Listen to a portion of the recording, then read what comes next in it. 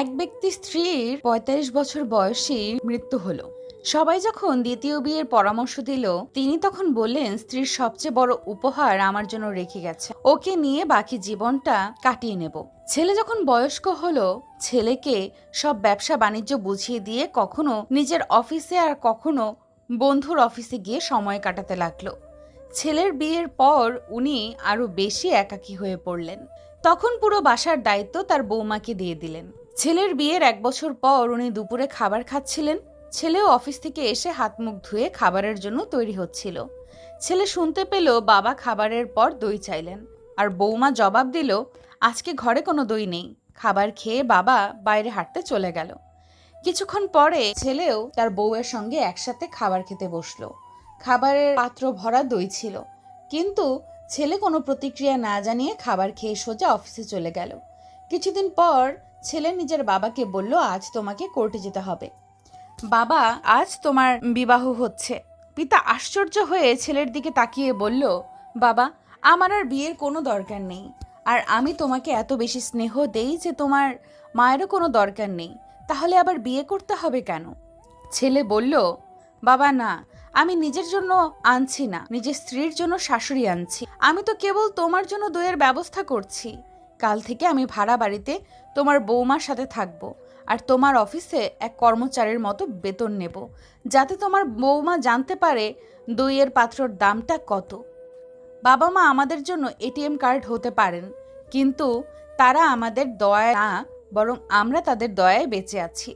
১০০ বছর জন্য ১০০ বছর বয়স হওয়ার কোনো প্রয়োজন নেই। শুধু একদিন এমন কাজ করে যাও যাতে লোক তোমায় ১০০ বছর পর্যন্ত মনে রাখে। চালাক মানুষের সমস্যা একটাই, তারা মনে করে তারাই বোঝে, কিন্তু আপনি যে তার চালাকি বোঝেন সেটা তারা বোঝে না। কোনো এক ব্যক্তিকে সাহায্য করলে সারা পৃথিবী বদলে যাবে না, কিন্তু যাকে সাহায্য করবেন তার পৃথিবীটা অবশ্যই বদলে যেতে পারে। প্রয়োজনের চেয়ে বেশি ভালোবাসা পেলেই মানুষ অবহেলা করতে শুরু করে, তাই তাকে অতিরিক্ত ভালোবাসতে নেই। ১ মিনিটে জীবন বদলাতে পারে না, কিন্তু ১ মিনিটে নেওয়া একটা সিদ্ধান্ত তোমার জীবনকে বদলে দিতে পারে। জীবনের শেষ বলে কিছু নেই। রাত যতই গভীর হবে, সকাল ততই তাড়াতাড়ি হবে। অন্যায় কাজ করে অন্যায় কাজ স্বীকার না করাটাও আরেকটা বড় ধরনের অন্যায়। খুব আপন করে পাশে থাকা মানুষটিও একটা সময় আর পাশে থাকে না, যখন সে বিকল্প কোনো সঙ্গ পেয়ে যায়। রব মানুষকে ধনুক আকারে ঠোঁট দিয়েছেন, আর তীর আকারে দিয়েছেন মুখের কথাকে। সময় হলো এক অমূল্য সম্পদ। যদি তুমি সময়ের মূল্য না দাও, ভবিষ্যতে তোমার নিজেরই কোনো মূল্য থাকবে না। সুখ হলো প্রজাপতির মতো, ধরতে গেলে উড়ে যায়। কথাগুলো চোখের জলের মতো, আজীবন ঝরে যায়। কেউ জন্মগতভাবে খারাপ হয় না, খারাপ বানায় কিছু বেঈমান মানুষ আর আশেপাশের পরিস্থিতি। আমি কখনো কাউকে কষ্ট দেইনি, এই কথাটি হচ্ছে অহংকারের আরেকটি নাম। তুমি হয়তো জানো না, নীরব থেকেও মানুষকে কঠিন কষ্ট দেওয়া যায়। যখন জীবনের কিছুই হারানোর বাকি থাকে না, তখনই মানুষ নিজের ভুল একে একে বুঝতে পারে, আর তখন তার কিছুই করার থাকে না। ধীরে ধীরে তুমি যেটা পাবে সেটা তোমার, আর হুট করে তুমি যেটা পাবে সেটা তোমার নয়। স্বামীর থেকে বড় আপন এই পৃথিবীতে কেউ হতে পারে না। আজ তুমি স্বামীর ঘরে ভালো থাকবে, সুখে থাকবে, তোমার পাশে সবাই থাকবে, কিন্তু একবার স্বামীবিহীন হয়ে দেখো, কারো চোখে তুমি আপদ, কারো চোখে তুমি বোঝা, আর সমাজের চোখে তুমি হয়ে যাবে একজন অসৎ নারী। ক্ষণিকের জন্য তোমাকে হয়তো সবাই ব্যবহার করবে, কিন্তু পাশে থাকবে না কেউ, কারণ এই সমাজে ভালো মানুষের সংখ্যা খুব কম, অমানুষের সংখ্যাই বেশি।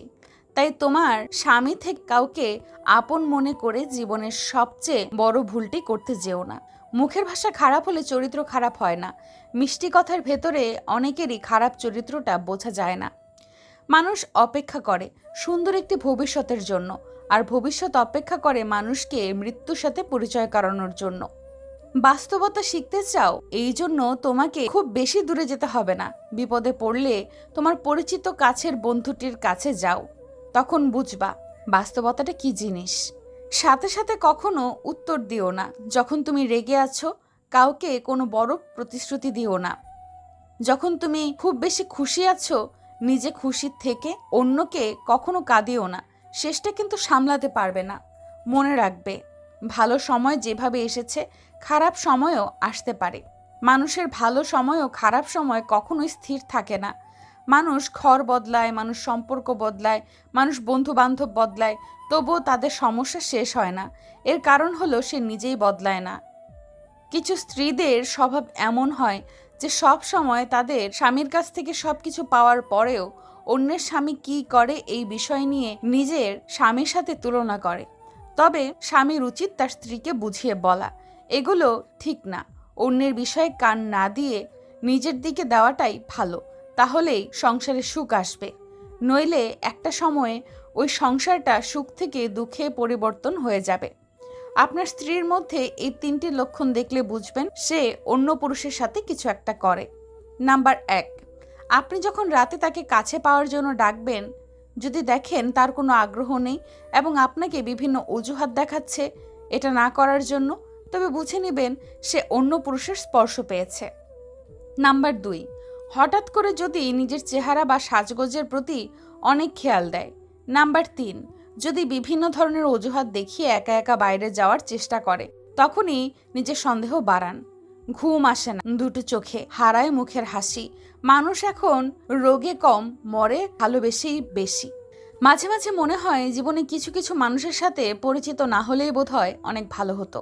ফিরে যেতে হবে জেনেও যখন পৃথিবীতে আসা, হাসি মুখে জয় করে নাও সকলের ভালোবাসা। বিশ্বাস করতে হলে এমন কাউকে বিশ্বাস করো যার মধ্যে নীতি আছে, যার মুখের কথা ও হাতের কাজে কখনো নড়চড় হয় না। যদি হঠাৎ করে কেউ তোমার সাথে কথা বলা বন্ধ করে দেয়, তাহলে জেনে রাখো হয়তো তোমার কোনো কথা তার মনে আঘাত করেছে, নয়তো তার মনে অন্য কেউ এসে বাসা বেঁধেছে। বিশ্বাস করাটা ভুল নয়, তবে বিশ্বাস নিয়ে খেলা করাটাই সবচেয়ে বড় ভুল। কাউকে মনের ক্ষতস্থানটা দেখাতে নেই, কারণ মানুষের কাছে ব্যথা কমানোর মলম না থাকলেও ব্যথা বাড়ানোর জন্য লবণ থাকবেই। পুরুষ সবসময় অন্যের জন্য বাঁচে। পুরুষ কখনো সফল হতে চায় তার বাবা মায়ের জন্য, কখনো আবার তার প্রিয় মানুষকে পাওয়ার জন্য, কখনো খেটে মরে স্ত্রী সন্তানের জন্য। আর পুরুষ যখন নিজের জন্য বাঁচতে চায় তখন তার কাছে পর্যাপ্ত সময় থাকে না। নিজেকে ভালো রাখার সবচেয়ে ভালো উপায় হচ্ছে অল্পতেই সন্তুষ্ট থাকা এবং কারো কাছ থেকে কিছু আশা না করা। ছোট ছোট ভুল থেকে শিক্ষা নিতে শিখুন।